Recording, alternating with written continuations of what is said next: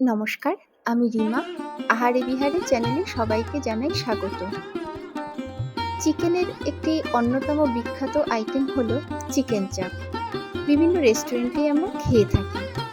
আজ সে রেস্টুরেন্টের স্বাদে খুব সহজে নর্মাল চিকেনের পিস দিয়ে তোমাদের সাথে চিকেন চাপের রেসিপি আমি শেয়ার করব। পিস যেমনই হোক না কেন, আমি চিকেন চাপের স্বাদটা কেমন দিতে পারি সেটাই আমার কাছে বেশি ভাইটাল। চলো রেসিপিটি শুরু করা যাক। চিকেন চাপ বানানোর জন্য আমি নিয়ে নিয়েছি 500 গ্রাম নর্মাল চিকেন পিস, যেটা আমরা রেগুলার বাজার থেকে কিনে থাকি। তোমরা যারা একদম চাপের পিসেই করতে চাও করতেই পারো।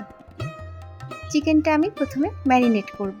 তার আগে চাপের মেইন মশলাটা তৈরি করে নিতে হবে, যা আমার ম্যারিনেশনে কাজে লাগবে। গ্যাসে কড়াই বসিয়ে দিয়েছি। চিকেনের পরিমাণ অনুযায়ী নিয়ে নিয়েছি একটা জয়িত্রী, দুটো দারচিনি আর 10টার মতো ছোট এলাচ। শুকনো খোলায় এগুলো একসাথে সুন্দর গন্ধ বেরোনো অবধি ভেজে নেব। কড়াইতে দিয়ে দিলাম।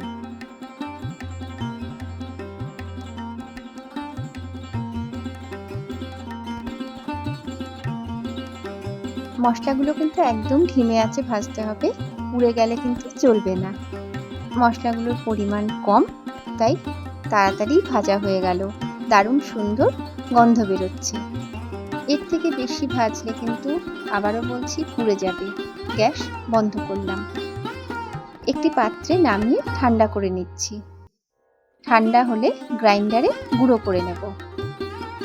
ভাজা মশলা ঠান্ডা করে গুঁড়ো করে নেওয়া হয়ে গেছে। এবার চিকেন ম্যারিনেট করব। চিকেনের মধ্যে দিয়ে দিচ্ছি প্রথমে 2 টেবিল চামচ টক দই, দিচ্ছি সামান্য লবণ, 1 টেবিল চামচ থেকে একটু বেশি দিয়ে দিচ্ছি আদা রসুন পেস্ট, দিচ্ছি 2 টেবিল চামচ কাঁচা লঙ্কা বাটা,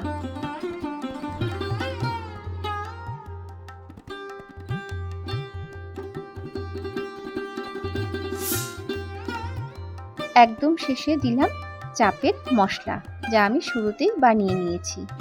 যদি হাতে সময় কম থাকে তাহলে রেডিমেড বিরিয়ানির মশলা দিয়েও চাপ বানিয়ে নেওয়া যাবে। চিকেনটা খুব ভালো করে মেখে নিচ্ছি। সময় যদি বেশি থাকে ওভারনাইট ম্যারিনেট করে রাখবে, সময় কম থাকলে মিনিমাম 30 মিনিট কিন্তু রাখতেই হবে। আমি 1 ঘন্টার মতো ম্যারিনেট করে রেখে দিলাম। এর মধ্যে আমি চিকেন চাপের আরও একটা মশলা তৈরি করে নেব। কড়াইতে দিয়ে দিচ্ছি সাদা তেল।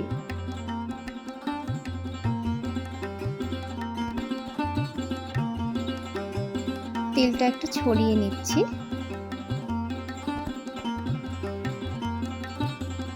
তেল গরম হয়ে গেছে। দিয়ে দিচ্ছি 3টে মিডিয়াম সাইজের পেঁয়াজ কুচি।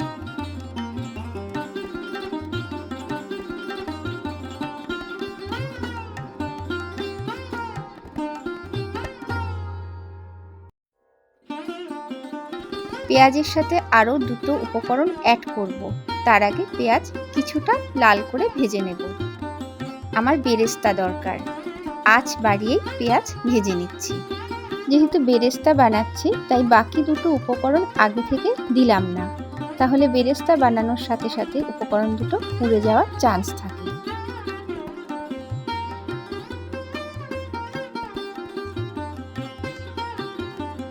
পেঁয়াজ যখন কিছুটা ব্রাউন কালার হচ্ছে তখন দিয়ে দিলাম 10 থেকে 12টা কাজু, সাথে দিচ্ছি 1 টেবিল চামচ পোস্ত। এই 2টো উপকরণ শুরুতেই পেঁয়াজ ভাজার সঙ্গে যদি দিতাম তাহলে পেঁয়াজ ভাজার সাথে পুড়ে যেত। বেরেস্তা বানাতে একটু হলেও কিন্তু সময় লাগে। কাজু আর পোস্ত পেঁয়াজের সাথে একসাথে ধিমে আঁচে ভেজে নিচ্ছি। পোস্ত আর কাজুর জন্য আঁচ কিন্তু ধিমে রাখতেই হবে। যদি তোমরা বেরেস্তা আলাদা বানিয়ে নিতে চাও নিতেই পারো, আবার কাজু পোস্ত যদি না ভেজে কাঁচা বাটা দিতে চাও দিতে পারো, কিন্তু এইভাবে একবার করে দেখার অনুরোধ করছি। আমি চারমগজ কিন্তু ইউজ করছি না, তোমরা চাইলে ইউজ করতে পারো।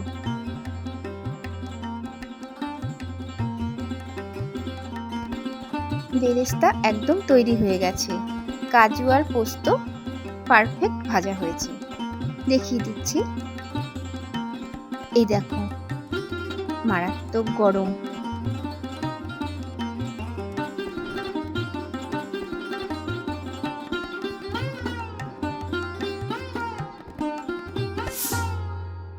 এবার কড়াইতে দিয়ে দিচ্ছি 1 কাপ জল।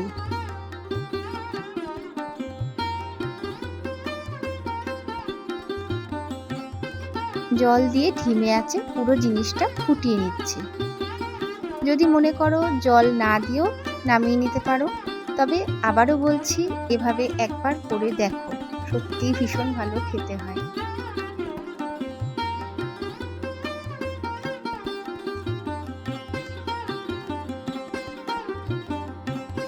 জল দেখো টেনে গেছে, আর কিন্তু টানাবো না। গ্যাস বন্ধ করলাম। একটি প্লেটে নামিয়ে নিয়েছি। কালারটা দেখো, ঠান্ডা করে নেব।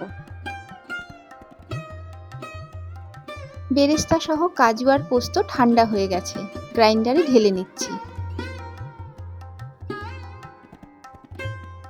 সাথে দিচ্ছি 2 টেবিল চামচ টক দই। একটা পেস্ট বানিয়ে নেব। পেস্ট তৈরি। চলো এবার মেইন রান্নাটা শুরু করা যাক। কড়াইতে দিয়ে দিচ্ছি 2 চামচ ঘি। ঘি কিন্তু স্কিপ করো না।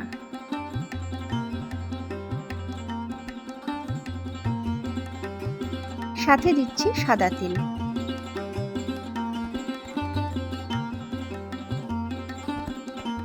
তেল আর ঘি কড়াইতে একটু ছড়িয়ে নিচ্ছি। তেল আর ঘি গরম হয়ে গেছে, দিয়ে দিচ্ছি একটা দারচিনি আর 5-6টা দিলাম লবঙ্গ। আর কিচ্ছু ফোড়ন দেওয়ার নেই।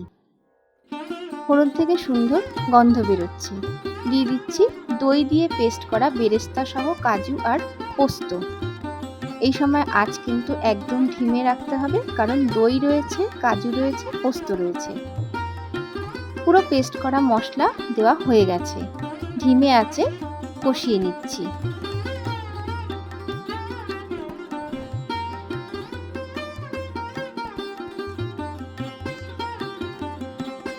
যতক্ষণ না তেল ছাড়বে ধিমে আঁচে কষাতে হবে।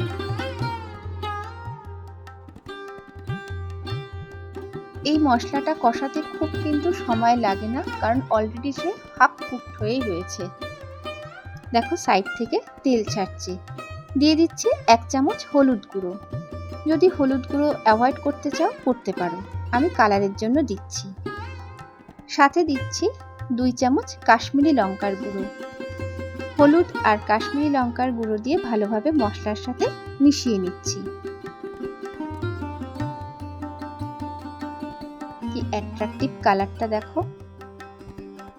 ভালোভাবে মেশানো হয়ে গেছে। দিয়ে দিচ্ছি ম্যারিনেটেড চিকেন।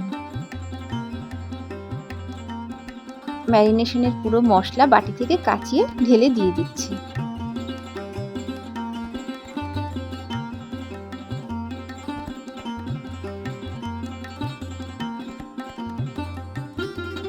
চিকেন এবার ভালো করে মশলার সাথে কষানোর পালা।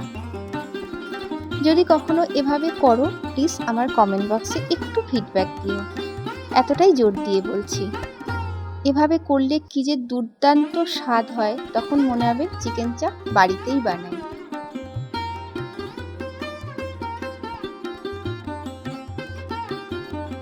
চিকেন অনেকটাই কষিয়ে নিয়েছি, ধিমে আঁচে একটুকাল রেখে দিলাম। কিছুক্ষণ পর দেখো তেল ভেসে উঠছে, আরো একটু কষিয়ে নিচ্ছি।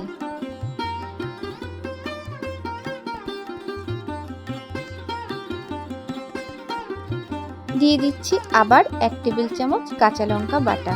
কোনো রকম শুকনো লঙ্কার ব্যবহার আমি করছি না। কাঁচা লঙ্কা বাটা দিয়ে ভালো করে মিশিয়ে নিচ্ছি। তোমরা চাইলে শুকনো লঙ্কা দিতে পারো, তবে আবারও বলছি, একবার এভাবে করে দেখো। কাঁচা লঙ্কা বাটাতে অদ্ভুত সুন্দর একটা গন্ধ আসে। ভালো করে মেশানো হয়ে গেছে। এখনো পর্যন্ত কিন্তু আমি কোনো রকম জলও ব্যবহার করিনি।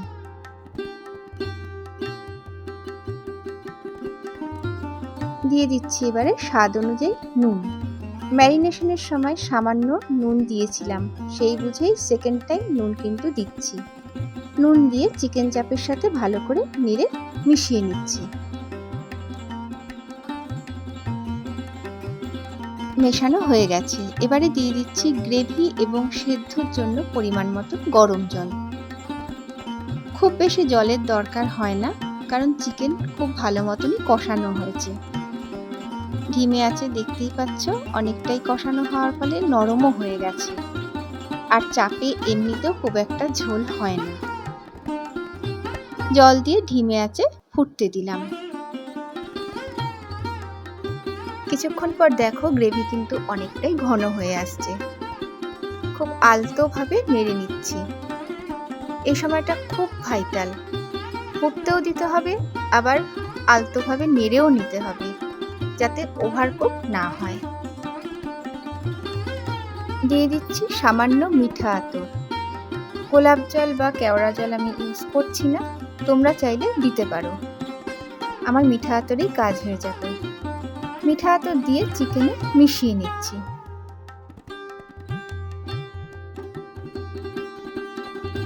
আর কিচ্ছু দেওয়ার নেই। গ্যাস বন্ধ করলাম। চিকেন চাপ খাওয়ার জন্য একদম তৈরি। বন্ধুরা, আমার আজকের নর্মাল চিকেন পিস দিয়ে চিকেন চাপের রেসিপি তোমাদের কেমন লাগলো প্লিজ কমেন্ট বক্সে জানিও। যদি ভালো লাগে একটা লাইক দিও, আর অনেক অনেক বন্ধুদের সাথে শেয়ার করো, এবং বাড়িতে একবার হলেও করে দেখতে পারো। গ্যারেন্টি দিচ্ছি ভালো লাগবে। আজকের মতো ভিডিও এখানেই শেষ করছি। নমস্কার।